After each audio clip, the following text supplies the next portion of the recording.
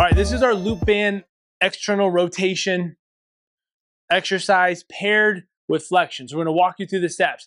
First step, elbows pin in, wrist pull out. I don't wanna lift the elbows. Wrist pull out, and I'm just gonna get a good burn in the shoulders.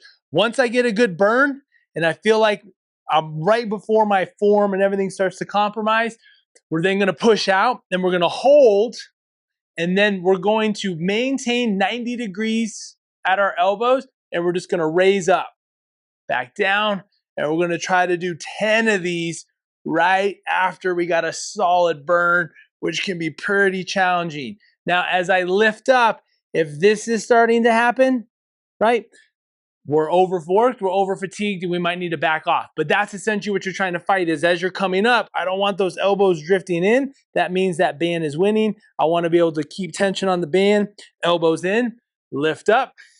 Basically, band just kind of right at your forehead or eyes, nice and controlled. Don't let this happen. We're trying to keep, I'm not pulling shoulders down and back, but I'm just trying to keep out of this position, which is super easy to get into as this gets challenging. We want to just keep that tension and pivot up.